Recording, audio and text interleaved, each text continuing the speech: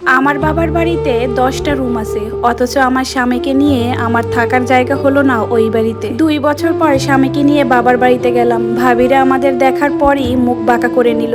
বুঝতে পারলাম ওনারা আমাদের আশাতে খুশি হয়নি। আমি 3 ভাইয়ের একমাত্র বোন ছিলাম, খুব আদরের ছিলাম, বলতে গেলে সবার চোখের মনি ছিলাম। কিন্তু চোখের মনি না ততদিনই ছিলাম যতদিন আমার বাবা মা বেঁচে ছিল।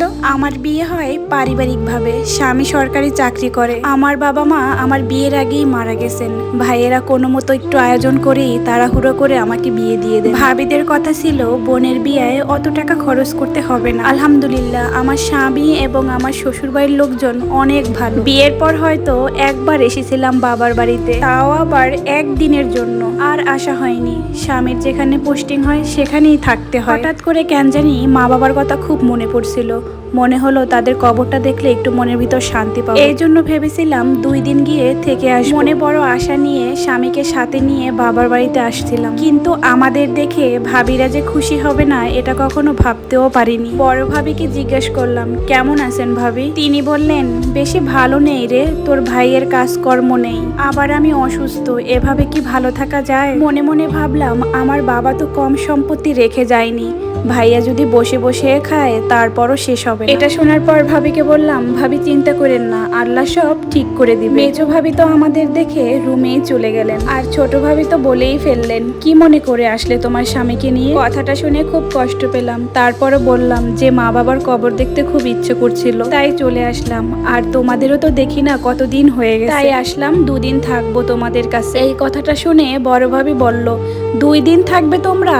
আসার আগে তো একবার আমাকে ফোন দিয়ে আসতে পারতে, তাহলে আমার বোন আর বোনের জামাইকে আসতে বারণ করতাম। আমি বললাম সমস্যা নেই, মিলেমিশে থাকবো, 2 দিনেরই তো ব্যাপার। তখন ভাবি বলল, সমস্যা তো আছেই, বাড়িতে থাকার মতো কোনো জায়গা নেই, তোরা কোথায় থাকবি বল? ভাবির এই কথা শুনে মনের অজান্তে চোখ দিয়ে গড়িয়ে পানি পড়ল। বাবা মারা যাওয়ার আগে 10টা রুমের একটা বাড়ি বানিয়ে রেখে যায়। বাড়িতে সব থেকে সুন্দর যে রুমটা ছিল সেই রুমটা ছিল আমার। বাবা বলতো আমার মেয়ের যখন বিয়ে হয়ে এ বাড়িতে আসবে তখন যেন ওর থাকায় কোনো কষ্ট না হয়, সারা জীবন এই রুমটা আমার মেয়েরই থাকবে। অথচ আজ আমাকে শুনতে হলো আমার থাকার মতো কোনো জায়গা নেই এই বাড়িতে। আমার স্বামী চুপ করে দাঁড়িয়েছিল, আমাদের বসতে পর্যন্ত দেয়নি। আমি ওর দিকে তাকাতে পারছিলাম না, আমার লজ্জায় কষ্টে বুকটা ফেটে যাচ্ছিল। কত বড় মুখ করে আমার স্বামীকে এনেছিলাম আমার বাবার বাড়িতে। তারপর আমার ভাবিকে বললাম, আচ্ছা এত সমস্যা যেহেতু তোমাদের, তাহলে আমরা চলে যাচ্ছি, তাহলে তো আর কোনো সমস্যা হবে না তোমাদের, তাই না? তখন বড় ভাবি বলল, সত্যি তোরা চলে যাবি?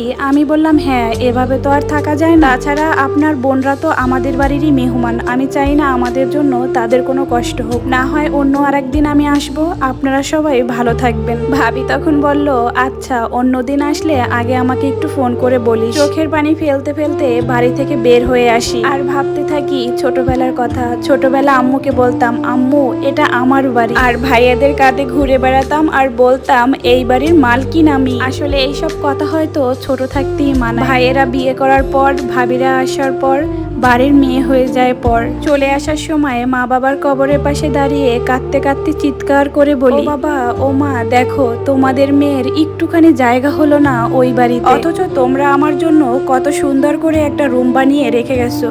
তোমরা থাকলে হয়তো আজকে আমার এই দিনটা দেখতেই হতো না, আর কোনোদিন আসবো না এই বাড়িতে। তোমাদের কথা মনে পড়লে নামাজে বসে আল্লাহর কাছে কান্না করব, দোয়া করব, তবু আসবো না এই বাড়িতে।